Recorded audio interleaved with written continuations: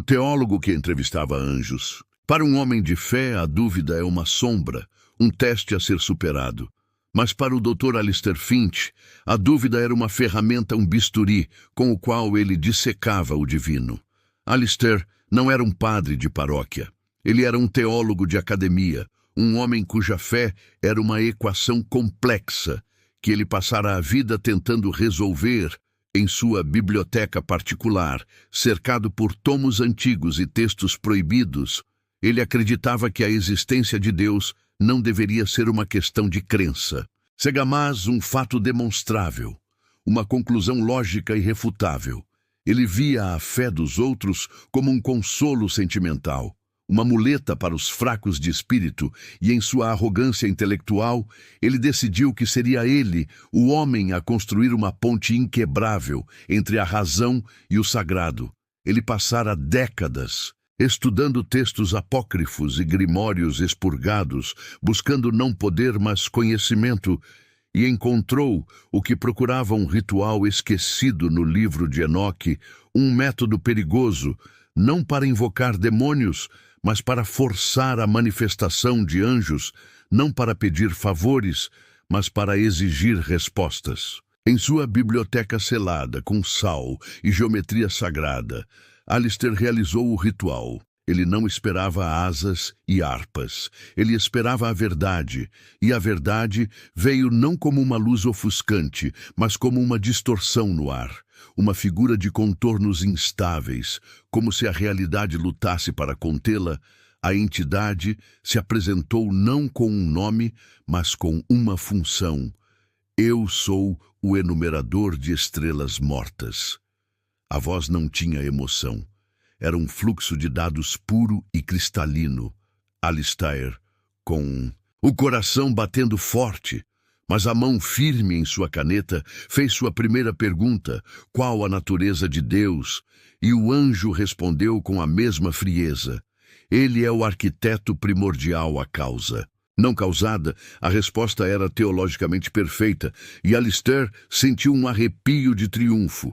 Mas então ele continuou: e qual a natureza de seu amor pela humanidade? O anjo fez uma pausa quase imperceptível antes de responder. O conceito de amor é uma construção bioquímica de primatas para garantir a propagação da espécie. Não é uma variável relevante nos cálculos do arquiteto. A resposta atingiu Alistair como um golpe físico. Ele dispensou o anjo e passou a noite em claro, tentando encaixar aquela declaração fria em sua tese. Mas era como tentar encaixar um pedaço de gelo em uma engrenagem quente. Alistair se tornou um viciado em revelações.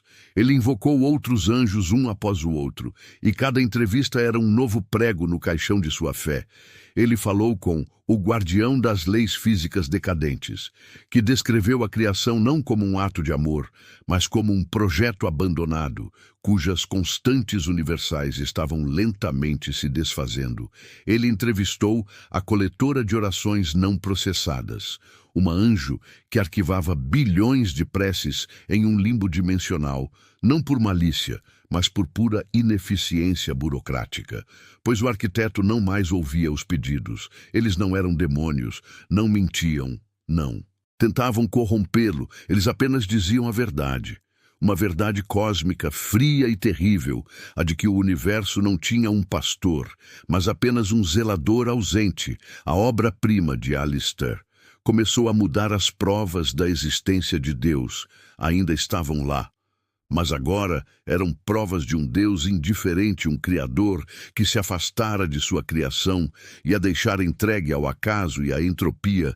Seu livro estava se tornando o evangelho mais honesto e aterrorizante já escrito, o evangelho do silêncio de Deus. Em uma última tentativa desesperada de encontrar um propósito, um vestígio de amor no grande esquema cósmico, Alistair invocou o anjo mais poderoso que ousou, um ser de luz ofuscante que se apresentou como o escriba do juízo final.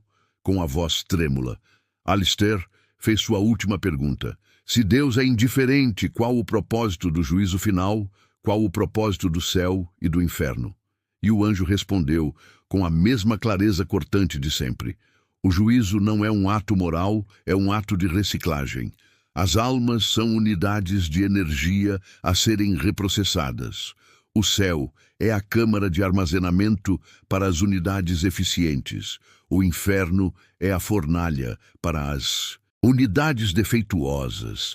Não há recompensa ou punição, apenas otimização de recursos. Foi nesse momento que a mente de Alistair Finch finalmente se partiu.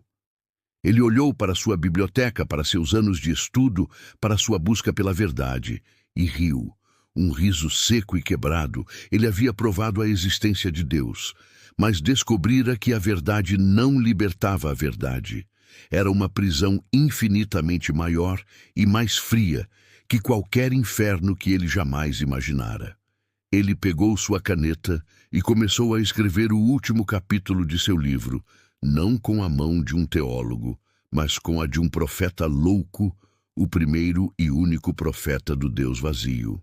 A lição deixada por esta história é que algumas verdades não foram feitas para a mente humana e que a busca incessante por uma resposta pode nos levar a descobrir que o silêncio sempre foi a mensagem mais honesta. O som da caneta arranhando o papel é a última coisa que se ouve antes de um silêncio abrupto e total. Agradeço a sua companhia nesta jornada até os limites da razão e da fé.